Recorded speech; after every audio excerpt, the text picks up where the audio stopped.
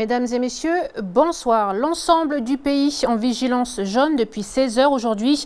Un épisode de pluie durable se met en place avec des cumuls pouvant dépasser 60 millilitres en 12 heures et 60 millilitres au cours des prochaines 24 heures.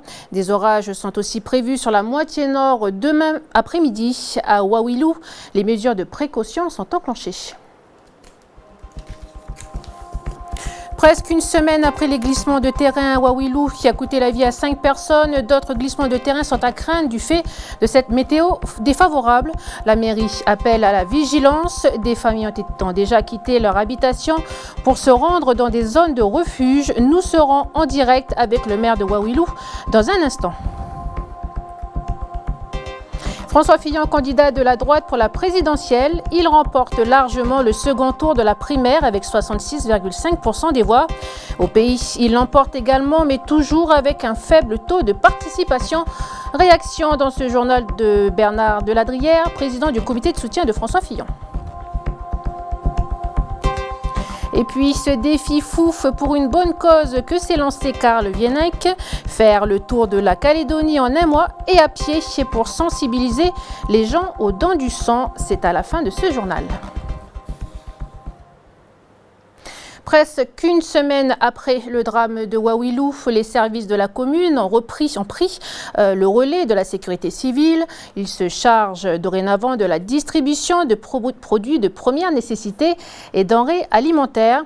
Tous les établissements de la commune resteront également fermés jusqu'à mercredi inclus. Et depuis 16 heures, le pays est passé en vigilance jaune. De fortes pluies sont à craindre demain. Pascal Sawa, bonsoir. Bonsoir. Vous êtes le maire de Wawilou. Alors, à l'approche de ce nouvel épisode pluvieux, quelles mesures avez-vous prises pour la population?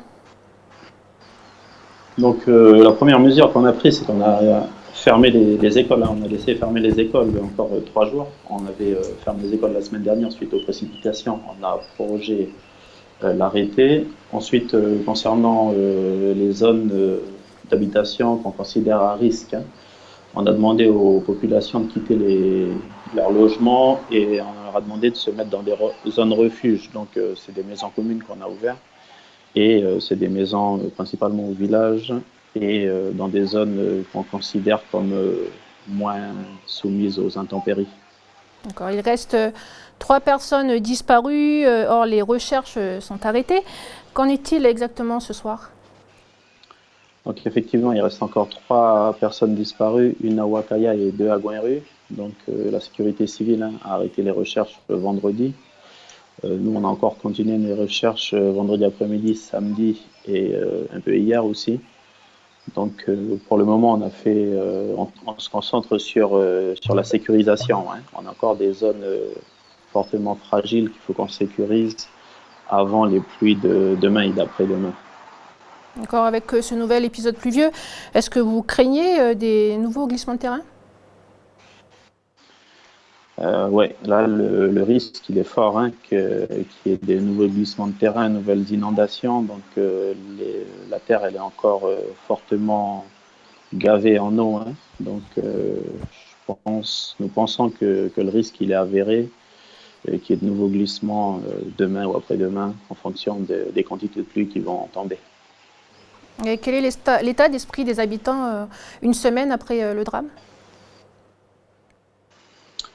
Donc on se remet peu à peu des séquelles que les intempéries nous ont faites. On continue la distribution, on continue l'organisation, le nettoyage. Il y a encore beaucoup de zones à nettoyer. L'esprit, il est à la reprise tranquillement. Donc il y a beaucoup de solidarité, beaucoup d'entraide. On continue bien sûr à réceptionner les dons. On continue à distribuer activement. Et ça va revenir à la normale progressivement. Donc je profite de l'occasion pour redemander à la population d'être patiente. Il y a encore des zones où on a des problèmes au niveau de l'eau, au niveau de l'électricité et au niveau des routes encore. Ça revient progressivement à la normale, mais je demande à la population d'être patient et l'ensemble des services vont se remettre progressivement en marche. D'accord, dernière question. Où en est-on dans la recherche des responsabilités? Donc concernant la recharge des responsabilités, hein, ça c'est on va lancer une étude hein, sur l'impact donc de plusieurs facteurs. Il y a eu bien sûr les feux, et il y a les mines. On a aussi un ouvrage hydroélectrique là, sur la Niarwa. Il faut qu'on lance une étude sur l'impact. Et bien sûr, il y a les zones de construction. Donc, il y a plusieurs responsabilités qui émergent. Il faut vraiment qu'on fasse le tri. On n'a pas les capacités à la mairie hein, d'évaluer tout ça. Donc, on va faire appel à des spécialistes qui sauront nous dire où ça en est. Pascal Sawa, merci d'avoir répondu à notre invitation. Je voudrais juste rajouter un dernier mot hein, concernant le centre de distribution d'aide. Donc on continue la distribution et la réception jusqu'à vendredi, fin de journée. Hein. Donc voilà, l'information c'est ça pour ce soir aussi, c'est qu'à partir de vendredi on arrête les distributions et on arrête les réceptions. D'accord, vous avez des heures peut-être à préciser? Bon, c'est du matin jusqu'au soir. D'accord. Les heures Kanak. Merci Pascal Sawa d'avoir répondu à notre invitation. Merci à vous, au revoir. Aujourd'hui, une vingtaine de personnes de la SMSP, MNC et KNS se sont rendues à la tribu de Kergoa, à Bouloupari, pour rendre hommage à Raphaël Pidjo et son équipe. Il y a 16 ans, jour pour jour, Raphaël Pidjo, PDG de la SMSP et leader indépendantiste, mourait dans un crash en hélicoptère au lieu-dit Chefao sur la commune de Thio. 6 autres personnes de la SMSP étaient également à bord de l'engin. Un jour sombre pour le peuple kanak qui perdait un élite du peuple du pays fauché en pleine ascension, mais aussi deuil pour la SMSP qui voyait l'avenir du projet de l'usine du Nord incertain. Écoutez ce témoignage de Miguel Até au micro de Benjamin Lucas. Ces personnes-là représentaient beaucoup, notamment Raphaël Pidjo, qui a été un des premiers Kanaks à accéder à des postes à haute responsabilité au sein d'une société comme la société minière du Sud-Pacifique qui est toujours la SMSP. Ce sont des Calédoniens de souche qui ont accompagné l'aventure de la SMSP depuis le rachat de la SMSP à M. Lafleur en 1990 par le groupe Sofinor. Et donc c'est forcément des moteurs et des exemples pour beaucoup d'entre nous, pour ceux qui les ont connus à cette époque-là. C'est à ces dates-là, ou à ces moments-là, qu'on peut raconter l'histoire de la société, l'histoire de notre pays aussi. Qu'à un moment donné, les anciens, ils ont signé des accords pour ça. Et c'est à nous aujourd'hui, la jeunesse, de prendre le relais.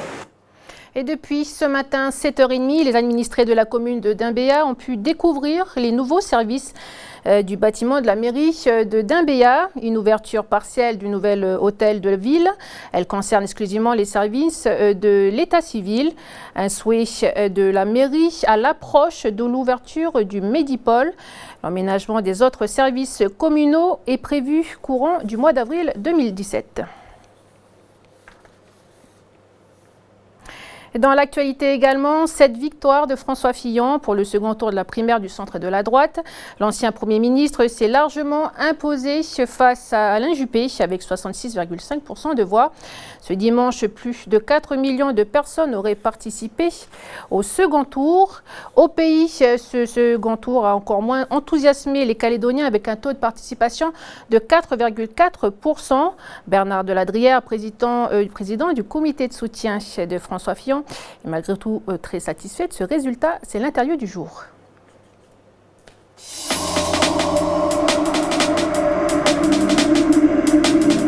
Par rapport aux promesses, par rapport au projet de M. Fillon, qui concerne particulièrement le pays, la Nouvelle-Calédonie, qu'est-ce qu'on a à attendre de M. Fillon? Alors, il veut que l'État s'engage beaucoup plus dans l'avenir institutionnel, dans le soutien à l'économie avec le nickel, et puis, et je crois que c'est très important pour les téléspectateurs, dans le maintien de la sécurité. Il veut restaurer l'autorité de l'État, et donc chaque Calédonien, comme chaque métropolitain, ait droit à la protection de sa sécurité. Il y a 500 000 postes de fonctionnaires qui vont être supprimés, il y a des changements au niveau de la sécurité sociale aussi. comment nous on va être concernés par toutes ces... Bien, il sait que nous avons des handicaps sur le plan de l'économie, du fait de notre insularité, du fait de notre éloignement, du fait qu'on a des petits marchés, on est seulement 260 000 habitants.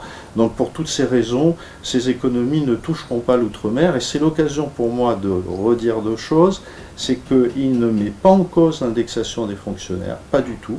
Et deuxièmement, il ne met pas en cause la défiscalisation, au contraire, il veut la rendre plus efficace en la simplifiant. Pour ces présidentielles de 2017, comment est-ce que vous allez continuer à soutenir votre candidat? Alors, c'est vrai que maintenant on passe à une autre étape, ce n'est plus une primaire, ça va être l'élection présidentielle. Le débat va être extrêmement vif, hein, ça va être une campagne très difficile. Et donc oui, nous continuerons bien évidemment encore plus fort à soutenir François Fillon, cette fois-ci pour qu'il soit président de la République. Ben, ça va se traduire tout simplement par un comité de soutien qui, je pense, fusionnera tous les comités de soutien de la droite. Hein, voilà. Est-ce que vous avez des ambitions, des projets politiques dont vous voudrez nous parler? Écoutez, ça, je pense que c'est prématuré de parler de mes projets. Là, pour le moment, il s'agit de soutenir François Fillon jusqu'au bout. On verra après pour ce qui me concerne. Ça marche. Merci d'avoir accepté de répondre à nos questions. Merci à vous. Et à noter qu'au pays, François Fillon a remporté plus de voix qu'en France avec 77,6% de voix. Et on poursuit avec cette île de Samoa alimentée entièrement à énergie solaire et ses naissances rarissimes d'échidnés à Nécourt en Australie. C'est dans le web du Pacifique, préparé ce soir par Stéphanie Marlier.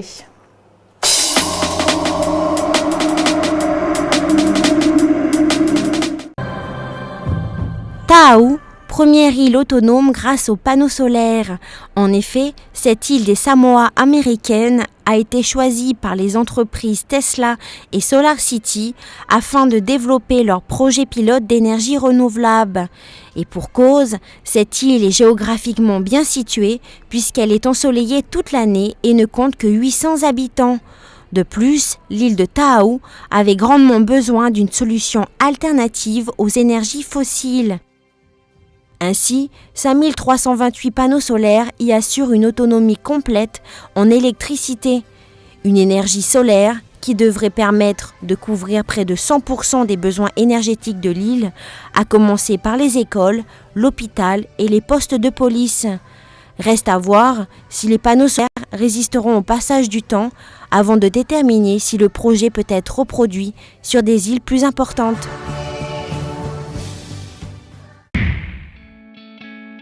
Dans un tout autre domaine, mais tout aussi incroyable, la naissance miraculeuse de 3 échidnés à Nécourt, aux eaux de Tauranga, en Australie. Cette triple naissance est un événement qui ne s'était pas produit dans un zoo depuis 30 ans. Ces animaux sont tout aussi insolites que leurs cousins les ornithorynques. Mi-reptiles, mi-mammifères, tout leur cycle de reproduction est compliqué à maîtriser en captivité. L'échidné se déplace entre 300 et 600 cm par seconde et il se nourrit essentiellement de fourmis et de termites. Cette expérience pourrait être utile pour les échidnés à nez long présents en Papouasie-Nouvelle-Guinée qui sont quant à eux menacés d'extinction. Et on finit avec ce défi fou, certes, mais pour une bonne cause que s'est lancé Karl Wienek. Il est parti il y a 17 jours de Nouméa et souhaite faire le tour du pays en un mois et à pied. Objectif, sensibiliser les gens aux dons du sang. Il est lui-même donneur de sang et membre de l'association Dons du sang. Nous l'avions suivi la semaine dernière. Il se trouvait alors au col d'Amos entre Wegwa et Puebo. C'est un sujet qui se passe de commentaires d'Anissa Toussi.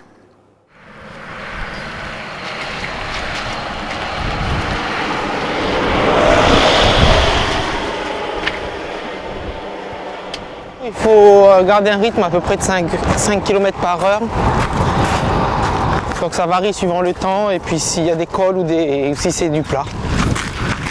Je suis seul à marcher mais il y a quelqu'un qui m'accompagne pour la sécurité et le ravitaillement. Je suis fière de ce qu'il a entrepris. C'est une noble cause de faire connaître la banque du sang. Et j'espère qu'il pourra aller au bout de son défi, entre guillemets, vu les intempéries. Rappeler à certains que donner son sens, c'est aussi sauver des vies.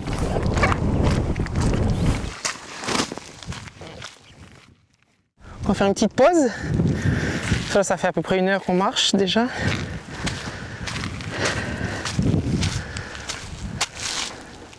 Être seul, ça ne me dérange pas trop de marcher, puisque bon, on n'est pas là non plus pour taper la discute pendant 4 heures, mais c'est vrai que bon, faut se préparer, c'est-à-dire qu'il faut avoir le téléphone, il faut aussi avoir, là j'ai les écouteurs, écouter la musique, écouter la radio.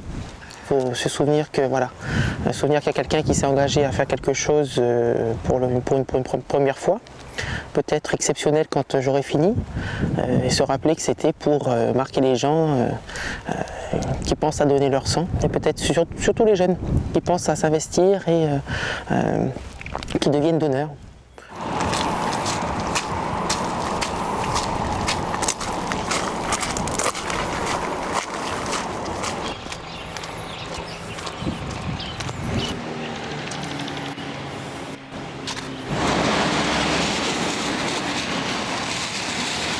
Je prépare les petits kits qu'on remet à chaque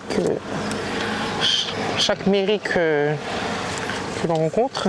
Je passe dans chaque mairie remettre des petits flyers pour que vous fassiez la promotion du don du sang sur votre commune et puis dans la mairie.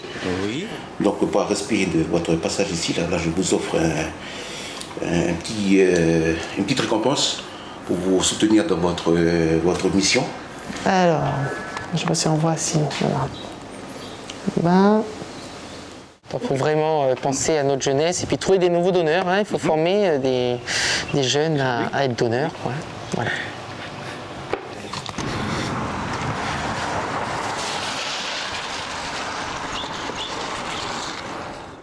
Voilà, Karl Wienek qui est parti ce matin de Yingen. Il est arrivé dans l'après-midi à Touo. On lui souhaite bon courage, surtout avec ces intempéries. Voilà, c'est la fin de ce journal. Tout de suite, Chloé Yentao testera pour nous l'improvisation. Retrouvez ensuite notre bulletin météo. Je vous le rappelle, vigilance jaune dans tout le pays. Soyez prudents. Et puis, comme tous les lundis, retrouvez votre case sport présenté par Jamie Waimo. Jamie Waimo, bonsoir. On parle de moto ce soir ? Bonsoir Falaye, bonsoir à tous. Alors ce soir, on va revenir sur la 3e et dernière manche du championnat de super motard. Ça s'est déroulé ce dimanche à l'Arène du Sud de Païta. Et avec moi, pour en parler, un invité de marque, champion du monde par équipe avec l'équipe de France en super motard. Vous l'avez deviné, c'est le Calédonien Laurent Fat qui se trouve juste là sur ma droite. À côté de lui, le président de la Ligue de moto, Benoît Soré. Et puis enfin, Prosper Poigou. Il arrivera avec une vidéo qui parle de certains youtubeurs qui ont décidé de recréer les bugs d'un certain jeu FIFA 2017. À tout à l'heure. Merci Jamie et à tout à l'heure. Voilà, merci de nous avoir suivis. Excellente soirée à vous et à demain.